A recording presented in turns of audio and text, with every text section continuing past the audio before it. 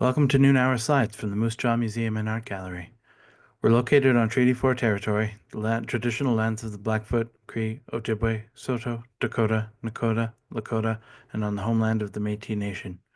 We pay our respects to First Nation and Métis ancestors and reaffirm our relationship with one another. We gratefully acknowledge funding from the City of Moose Jaw, Sask Arts, Sask Culture, Saskatchewan Lotteries, Canada Council for the Arts, Canadian Heritage, and the Government of Canada. I'm Vincent Houghtaling, the administrative assistant here. I'm here to welcome you to today's presentation. I'll be talking about my trip last summer to Newfoundland. Welcome.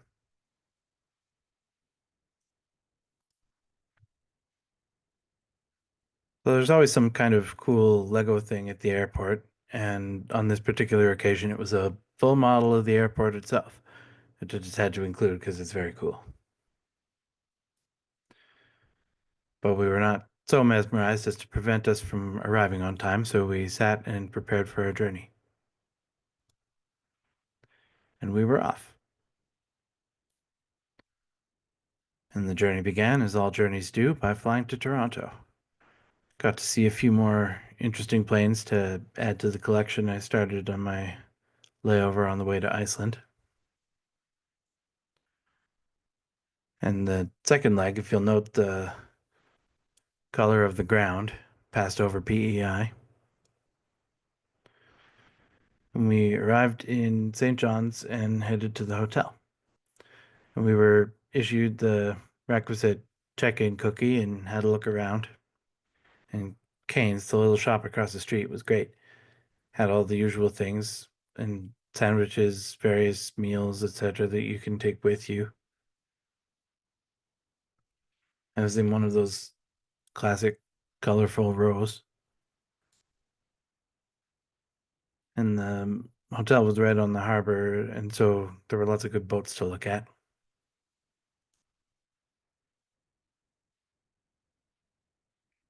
And I was in town for some meetings, and so we met up for some supper with the other people in town for the same reason. And we got some fish cakes and local beer. And here's a cruise ship from the next morning. And the entire city, as tends to be the case with these coastal places, was on a slant. And so there was a lot of hill climbing to be done to reach my meetings. But it was nice to see all the jelly bean houses on the way. And all these little folk art bits. It's nice to have a residential area that has some amount of whimsy in it. And it was June, so there were nice flowers too. And you can picture me in a rentable community facility for the next few hours having discussions that were interesting but not relevant to a travel slideshow. So in the meantime, Doriana went shopping and to see a locally based friend. Saw another cruise ship behind the buildings with some little lifeboats on it. Interesting buildings and parks. Once I was done with my meetings, I walked through the neighborhood nearby and ended up at the rooms. And I'd been there once before, but it was in high school, so I didn't remember it very well. It had lots of interesting stuff. There's over here with the rock and the sticks, it was an anchor for boats. And then there's, an old accordion and there was like windows in the roof and stuff. The roof is quite up at the top of the hill, so you can see a lot of interesting views. So this is the Newfoundland legislature. And up on the top floor were these canoes.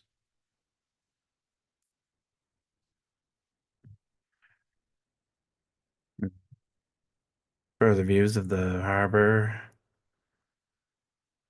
and the town.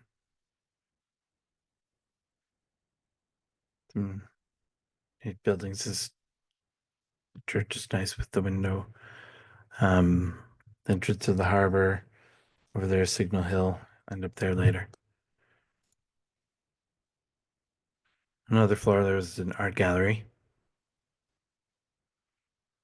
another with a whale skeleton, and there were artifacts from the Titanic, lots of stuff, history of the area. Then we went back up and went down to the harbor for some supper. They had a special drink that was based on a jam cookie, and it included one as a garnish. And then there was good seafood. I had a mix of things, and Doriana was, of course, very excited for lobster. And then we popped by George Street on the way back. And the next day we went to Bay Bulls for what was nominally whale watching, but would ultimately prove to just be bird watching. This big exploration ship was there with its helicopter pad. Here's a sign with all the theoretical whales that would be there if we weren't there in a suboptimal season. We were, I guess, like we were late for icebergs, but early for whales, something like that. Maybe the other way around. But these birds, we saw all of these and more.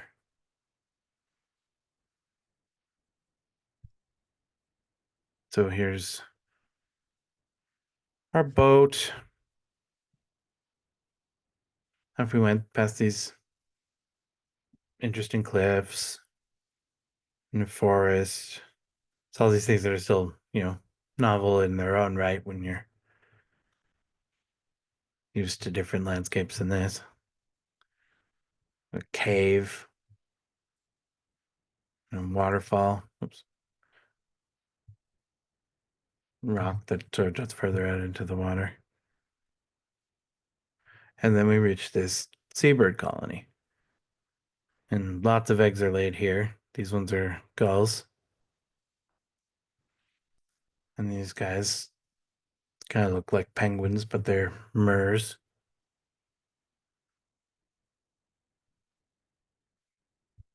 And also these. And similar looking and often kind of hiding among them are ox. And this is, really colorful rock formation with the moss and the lichens and whatnot. And more different birds and a little island. You can go and take the boat all the way around it. And the one in the middle here with something around its eye is I think it's a different kind of bird from the others, but it, blends in pretty well.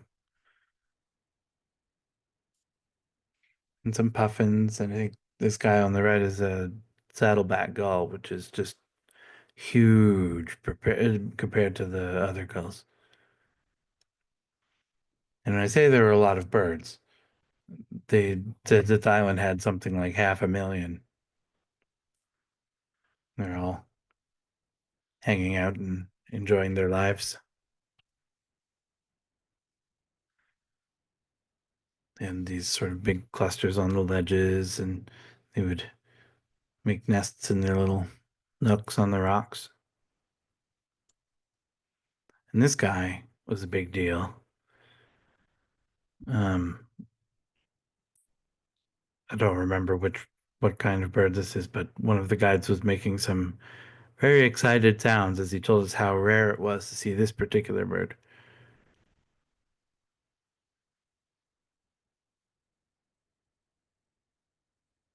And of course, these guys, which are, the puffins, they're small kind of potato birds. Um, but the postcards all make you think they're like big penguin sized kind of things, and they're not. They're just these little guys. These birds, this is their new album cover. And then we started to see the town on the way back. It'd be neat to be in one of these houses with this kind of view all the time.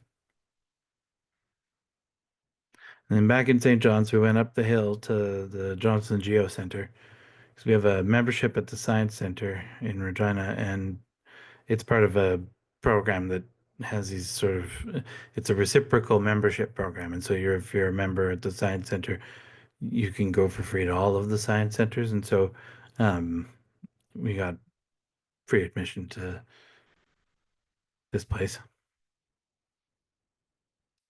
And this one's all about geology. And it's not super visible, but it's built right onto an interesting feature. One of the walls of the museum is itself the surface of the rock that it's talking about.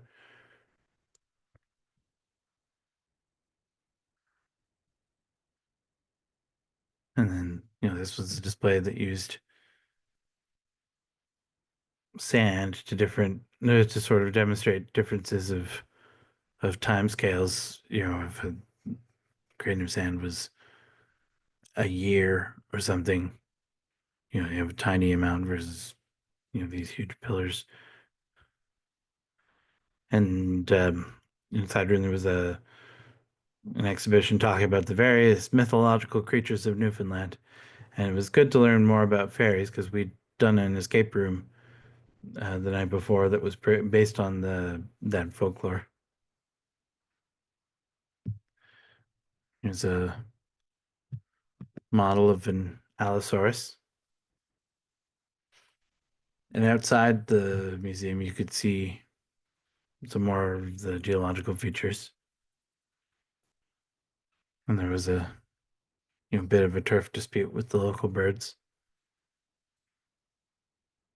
Some interesting plants, these nice flowering bushes. One gull on a rock in the middle of the pond. And you keep going up and you sort of get these nice views over the harbor. You can zoom in deeper and see where the ships are parked in buildings downtown and that.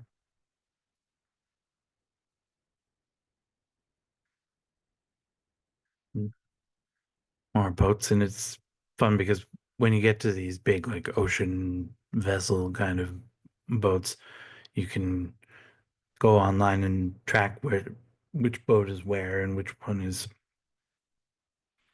doing what, where it came from and where it's going and what it's carrying and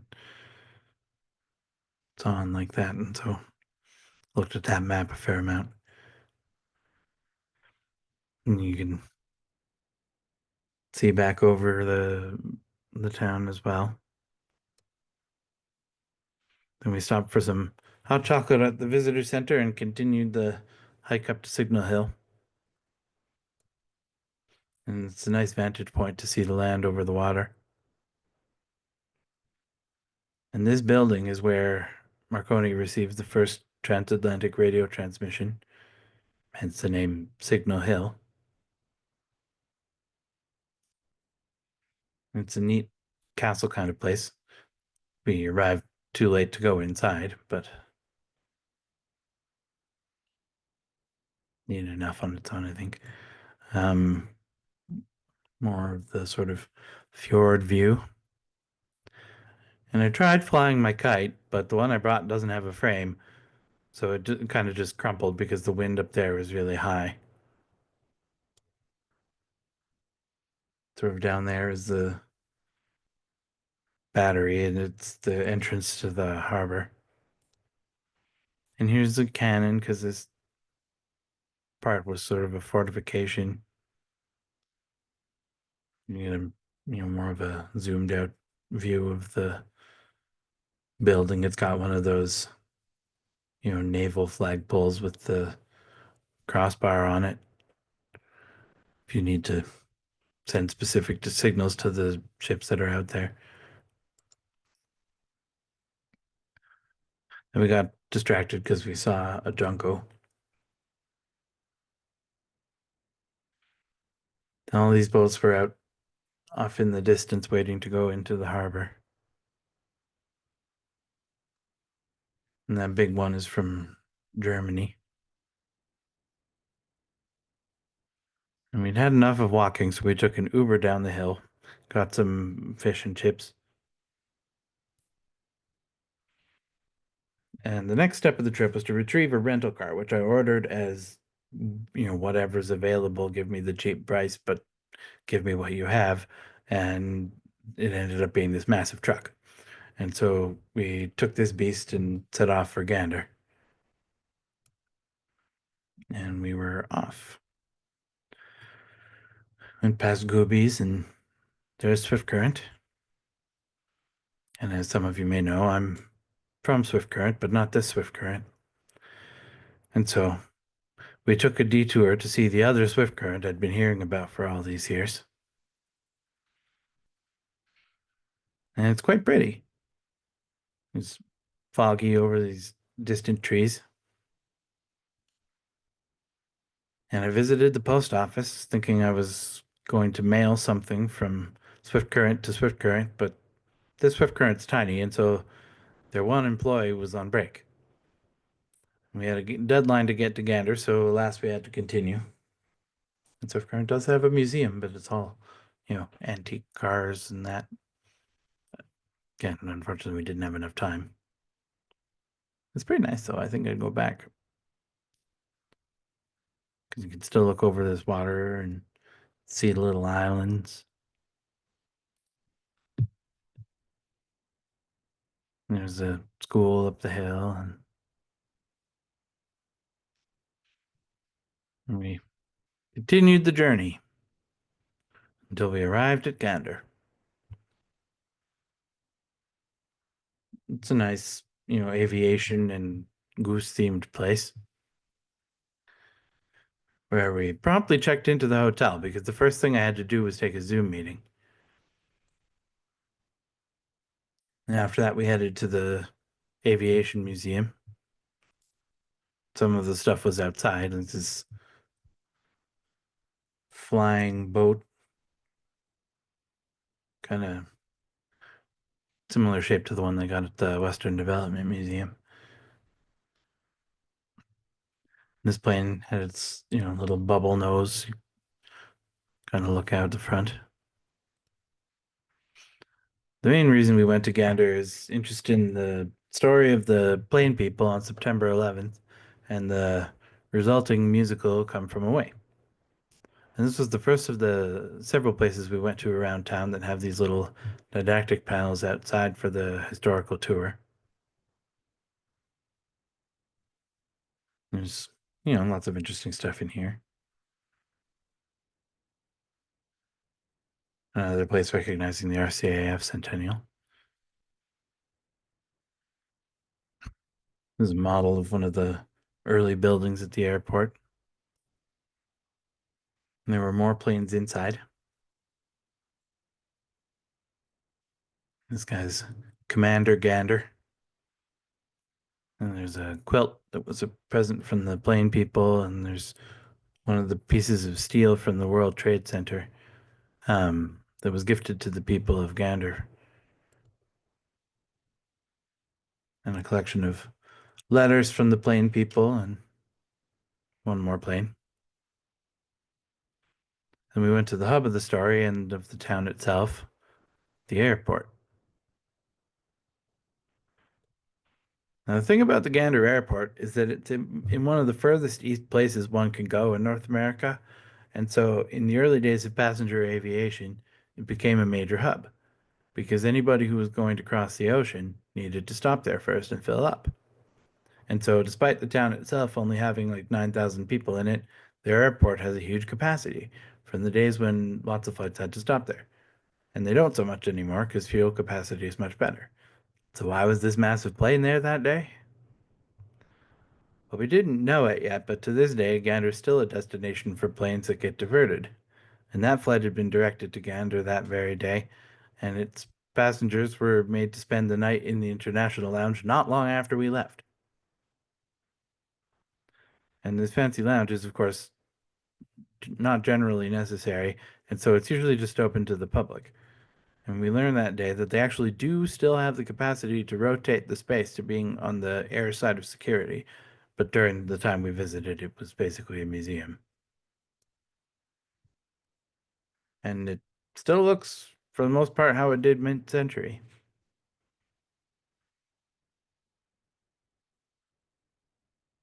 And it had these different clocks, so you had a sense of what time it might be at home or your destination. And why is one of them in Moscow? Well, the inability to cross the ocean on one tank was not unique to Western planes. And so there was an arrangement that the USSR could fuel its planes there in between Moscow and Cuba. And the lounge has a big mural in it, painted by Regina artist Kenneth Lockheed. And there's also a piano in the lounge for, entertaining. It's sponsored by Come From Away. And there are a bunch of displays talking about the design of the furniture and the space itself. And there's the view from the upper floor. A little bar over in the corner. It's a little place.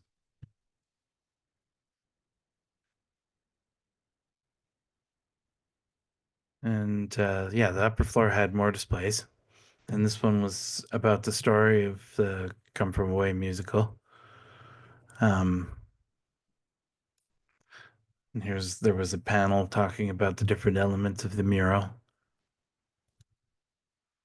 And there was a mock-up of the stage from the play, but there's also a bunch of stuff about the history of the airport itself.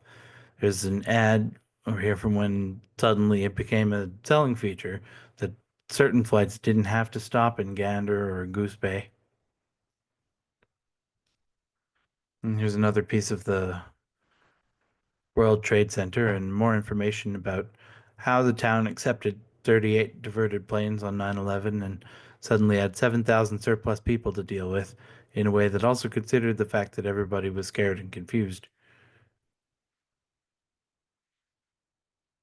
And it also talked about different stories of the airport because everybody stopped there. The Queen, Muhammad Ali had returned from a trip overseas and requested a burger the moment he landed in North America. Fidel Castro wanted to go sledding on a snowy day. There's an example of the coupon that people on USSR flights would turn in. If they opted not to defect, they would receive a Pepsi upon reboarding. There are other stories, like the local people chatting with this pleasant guy from a flight, only to learn after he left that he was the King of Denmark. And Frank Sinatra tried to cut the line at the bar, only to get chewed out and sent to the back. And then we went on a tour of some of the different locations in the Come From Away story.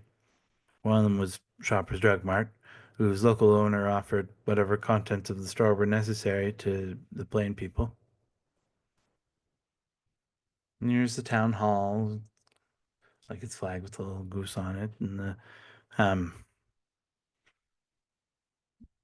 another one of the text panels, and the third of the pieces of steel, and the fourth is in Appleton, where we didn't have time to go, but Gander area is the only place outside the U.S. to have received the honor of these pieces. And then we went to the Legion, which is one of the central locations in the musical. And we had a drink with a friendly local fellow about our age, and he gave us some good tips about other things to see in town. And you can look and imagine the people trying to subsist here, and also when they were ultimately able to party and relax a bit. And there's a little section in the corner with a signed poster and some pictures of the real people that some of the characters of the musical were based on. And here's the fire hall and the Chamber of Commerce, which provided the surprise visitors with the information they needed to function around town.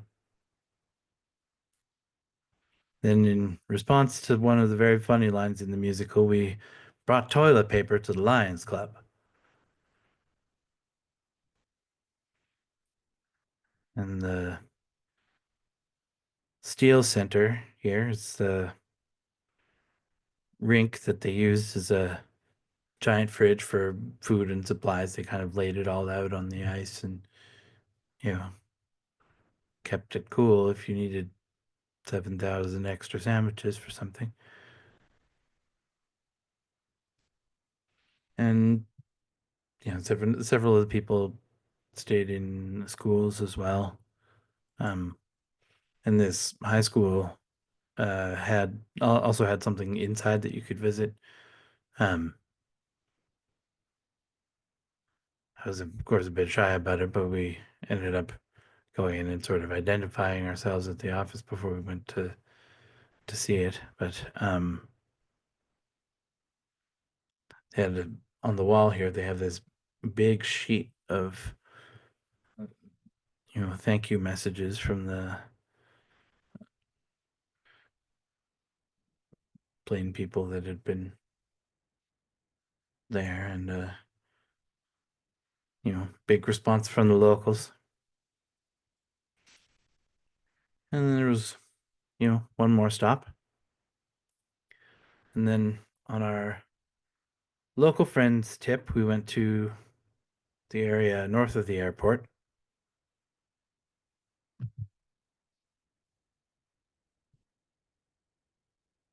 It was a neat little area where you could watch the planes, and a nearby forested area that was on top of the site of a former military base.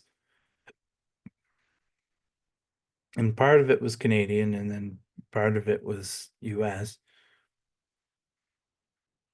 And the streets there are, dirt walking past now, but they're still labeled with the street signs of the time. And there are building foundations you can explore and bits of time-specific scrap and garbage. So you might be walking around and find an old glass Coke bottle or something. And then we stopped back at the airport again briefly because we neglected to document that there were fun stories even on the bathroom mirrors, talking about some of the people, the famous people that use those facilities. But alas, we only had the vehicle for a day, and so we had to head back. And it was sunnier that day, so some of the foggy views of the previous day had gotten clearer. And then we stopped in a quaint little town. Some people thought its name was funny for some reason, but as you know, I'm currently at work, and I will say on record that I don't know why. And they're good, internationally supportive people. And anywhere with a brewing company and museum is probably a good place to visit. And it had a nice restaurant patio with a pretty view. Got a flight of their local brews, and it was their Lobster Fest event. Um, and so we had some of this lobster soup, and the town had a history with segments on Jimmy Kimmel's show. And it was just nice to watch the water and the nice little waves. We headed back out because we had to hurry through traffic in St. John's so we could make one more stop before we had to return the vehicle. So we were through town and out the other side and up the hill to the easternmost point in North America. There was the view of the open ocean. And they say the Navy liked to recruit in the prairies because prairie people weren't scared of horizons, and it tracks. Up the hill is this lighthouse and a cafe. It's a pretty nice one.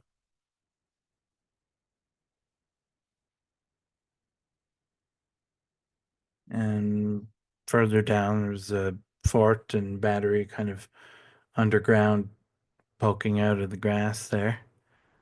Um, because they had to protect this spot because everything past here is the ocean, and quite a lot of ocean it was.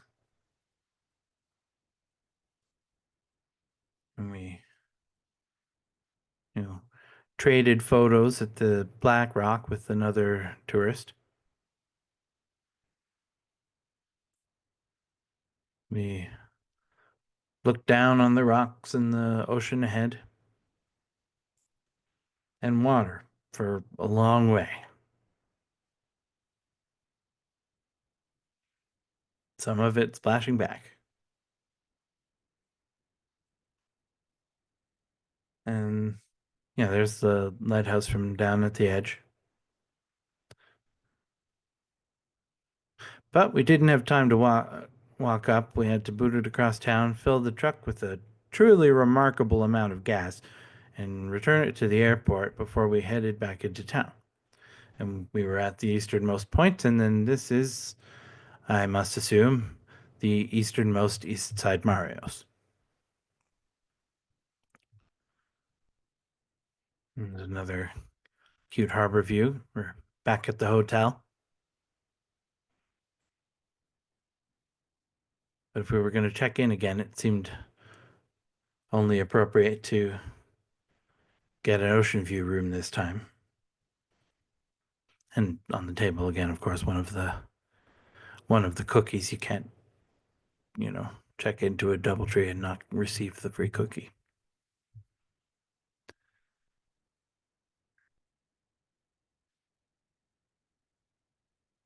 And we went across town to do the thing they expect you to do. And if you're going to do a goofy little thing they invented to amuse some teachers at a conference, you may as well do it right. And you know it's serious when one of the beer taps has your bartender's face on it, and he's got a sizzling pan in front of him. And this guy is the one that did the screeching ceremony for Anthony Bourdain on his show. And it's no wonder why, because he does it with flair. He quickly memorizes the names of everyone in the room. There were probably 30 of us, and addresses them all individually as the ceremony occurs. And he passes the fish around, gives everyone some of the steak, which is to say bologna, but he fries it up nice. There's some, he's kind of got a bit of a rum sauce for it, and it's really tasty. And some screech to drink, just it was sort of a bottom of the barrel rum was the notion, and you drink it and then you screech because it's so horrible. But it's not bad actually. And then they give you this little certificate, and everyone pours out of the scheduled portion to enjoy the remainder of their evening. We saw some fun paintings on the walls. There's a chicken claiming the bottom of the ocean for Mary Brown's. They're the Newfoundland fried chicken chain. If you're in North Regina at some point, you can give it a try. And yeah,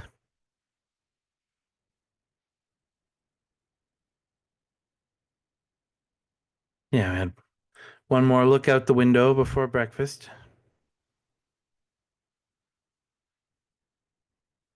And we ticked off most of the main foods over the previous days. You know, cod tongues and the fish cakes and the various fish formats.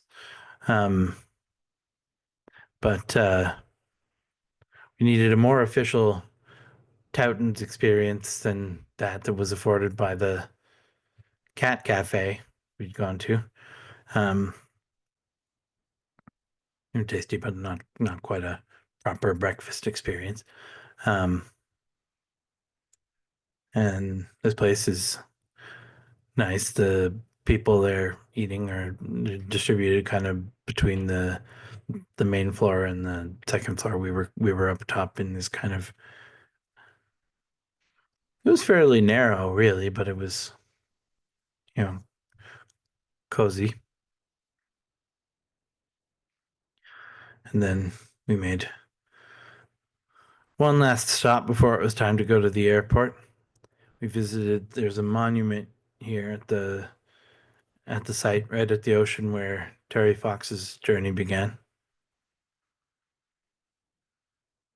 And then it was back to the airport, into the sky, and all the way home.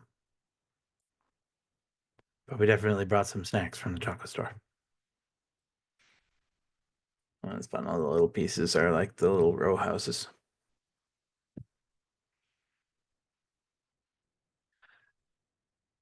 But yeah, that was my trip.